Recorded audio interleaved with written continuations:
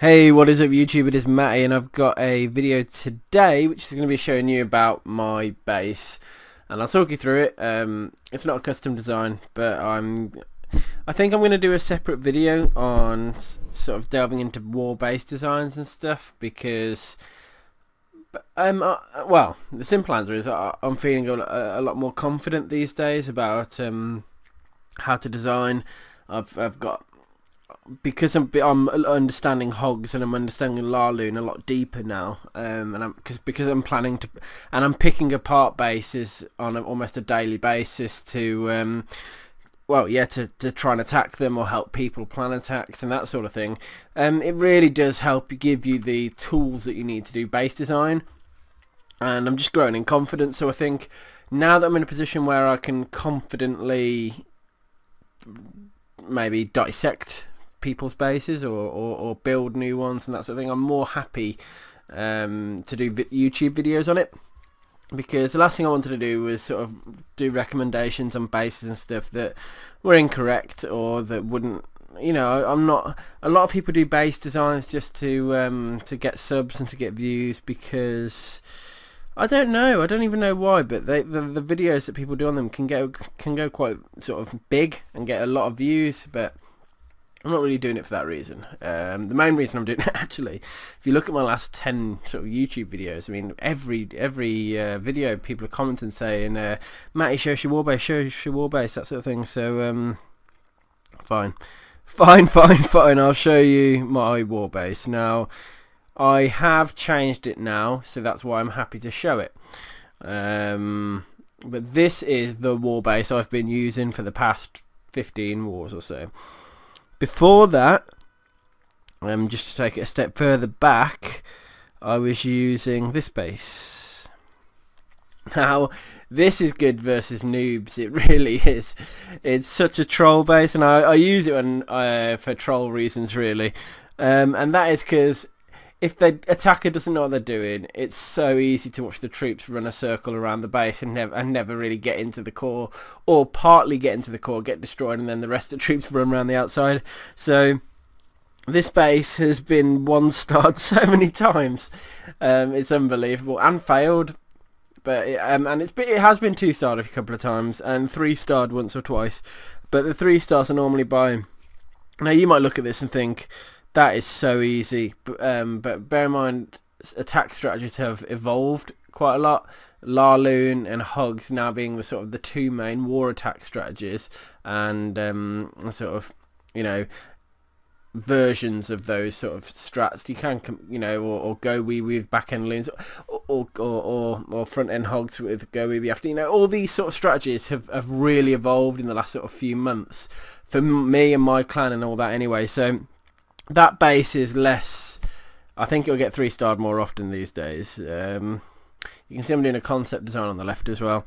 That's I like to build bases from scratch, albeit that this one isn't, but the one my current new one is. So you won't find it anywhere on YouTube because I've just built it. And what I'll recommend saying is a lot of the hard 3-star bases now, I mean, a prerequisite for base building was normally town hall middle, clan castle middle, queen middle. Now 2 of those stand true, and I'd let you guess, but you don't need the town hall in the middle anymore, because wars, if you're good at 3-starring, if your clanmates can 3-star bases and you are 3-starring most of the town hall 9s, you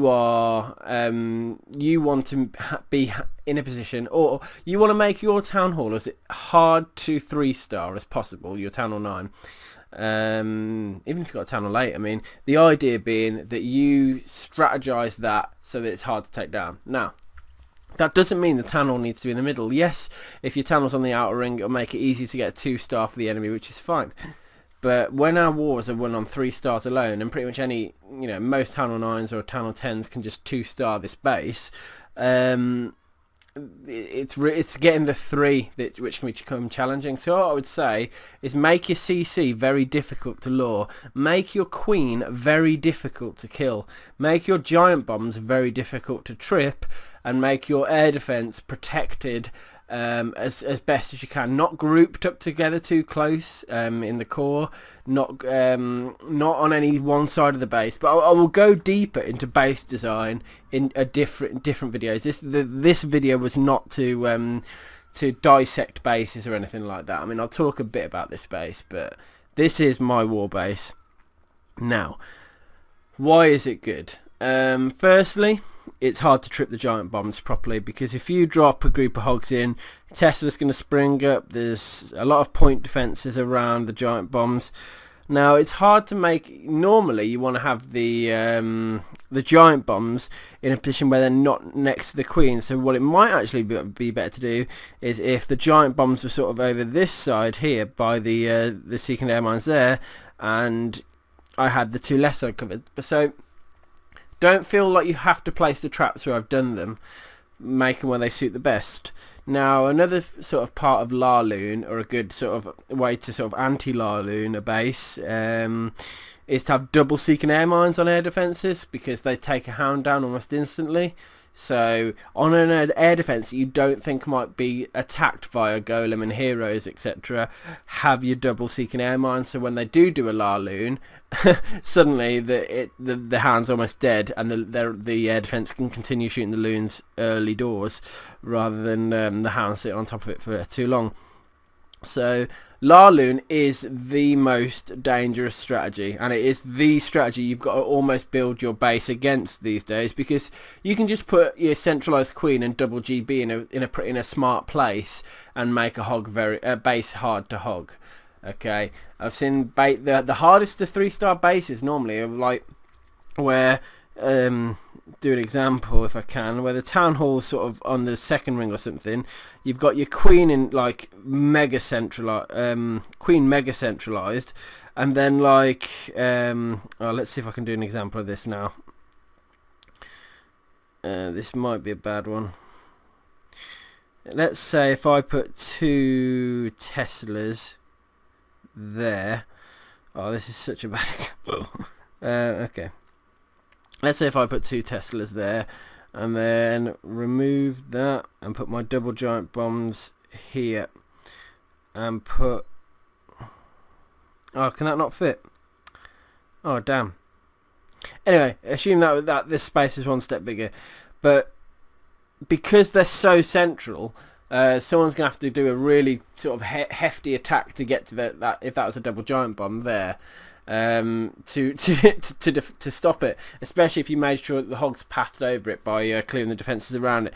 But you see what I mean, where the point I was trying to get at is if you can place your giant bombs in a very tricky spot that the hogs are going to path over it, then you can really up your chances of making it an unhoggable base. But I think this base is just well designed. I'm not trying to take credit for it at all, because it wasn't designed by me. But yeah, I think because it's got a lot of features which just make it difficult to plan the perfect raid on, and it really makes people. I think it's most likely to be 3-star by loons, although I do think it can be hogged if done correctly. I'm not. I don't want to teach you how to 3-star this base, because if you're going to be using it and then someone, I wanted to show you guys, give something back. You know, this. I won't be using it anymore, because almost like when I do this sort of video I can't, and that's why I've been holding off showing it publicly anyway, because if this video gets quite a few thousand views, then suddenly I've got this base cropping up all over, and I know how to 3-star it, but and you guys probably will too if you know where the traps are, but that's half the battle anyway. But yeah, hope you enjoyed watching this this episode and got to get some more Warbase. I'm pretty much sure a lot of people are going to be happy that they get to see it, because of how much it's been requested. But anyway guys, hope you enjoyed this video, and I'll see you on the next one.